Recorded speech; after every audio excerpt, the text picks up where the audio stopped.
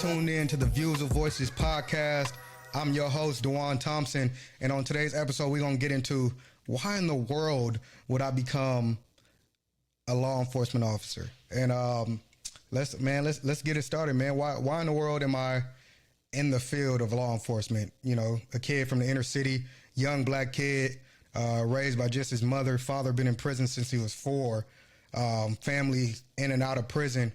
Why would I want to be a part of the system? Like it's a little off. It seems a little weird for somebody of my background, but man, the reason I want to be a part of the system is more of, you know, trying to get the opportunity to better someone's life. So in terms of that, I mean, you know, if they go to prison, if they've let their, you know, environment take control of them and, you know, lead them down the wrong path, I want to be that person that allows them to rehabilitate and at the same time try to make their life better, right? And so that's why right now I'm a CEO, but at the end of the day, you know, my number one goal is, you know, to eventually get into probation and to eventually, you know, make programs that allow these inmates who have sometimes just made a mistake or who are willing to, you know, rehabilitate themselves. I want to create programs that would help them, you know, once they're outside of prison. Because one of the worst things, you know, the system has allowed is the recidivism rate to continue to go up. And, you know, since I've been, you know, in the prison system, getting to know these inmates, and sometimes, you know, you can't control the recidivism rate with programs. It's just that mindset of, you know, those that are incarcerated. And so, you know, but you always want to have those things in place just in case, you know, they change their mind. And so, you know, my number one goal is to try to get these inmates to understand, you know, there's always a better life outside. You know, even though it may seem hard, once you're outside of prison, it may seem hard to get a job, but there are jobs out there where you can succeed. And, you know, my number one goal is to get them to better themselves. Because like I said in a previous episode, the most important thing is always being free, but also being there for your family and for your kids, man. Your kids need to have a father in your life. And, you know, I'm a product of not having my father physically there with me, but, you know, I've had the, you know, fortunate opportunity to have him still in my life, you know, always there, you know, giving me advice and all type of things, man. And so, you know, I don't want some other kid to go through what I've been through in my life.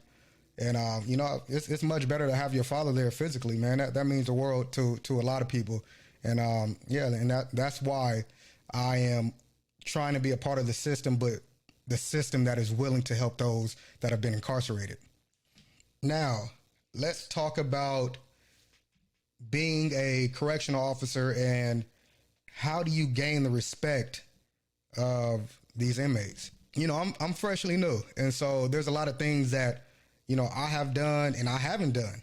And but one thing that I know that will gain these inmates respect is treating them as a man. And, you know, your word is bond, man. At the end of the day, a lot of these guys are just doing time, and that's about it. They're not trying to hurt anybody. They're not trying to, you know, sacrifice themselves into doing more time. And if you can go out your way, not even go out your way, man. If you can just do your job and you know, make sure your word is bond, that means a lot to these inmates, and that would quickly gain the respect of them. And a lot of dudes, you know, I hate to say this, a lot of dudes in law enforcement, particularly, you know, corrections, it's fuck these inmates, and it's terrible, right? And the reason why I don't necessarily agree with that is because my father's in prison. My father's in prison, you know, for life.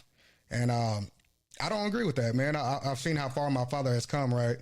And into rehabilitating himself into a better man. And at the end of the day, you know, that's what matters most, is to make sure you go into prison to change yourself. And that's the whole goal of the system.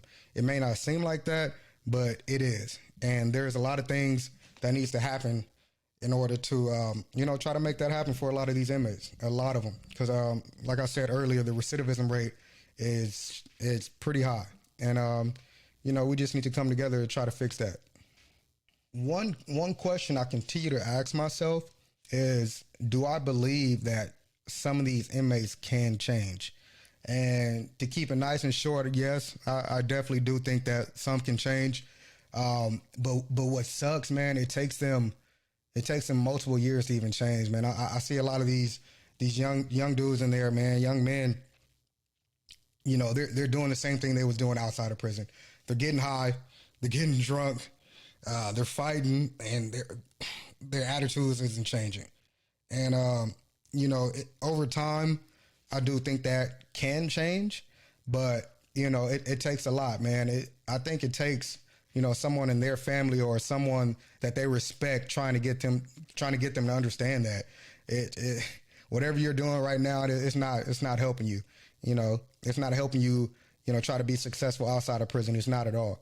And but man, I definitely think that these inmates can change.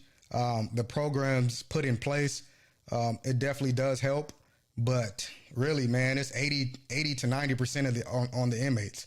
Their mindset has to be willing to change. And once these inmates, realize that, oh, let me try to program not only just to get, released from prison early, but try to program to try to better yourself, And once they realize that, man, I definitely think the recidivism rate can actually lower a little bit. But man, it's 80 to 90% in my opinion on these inmates to change.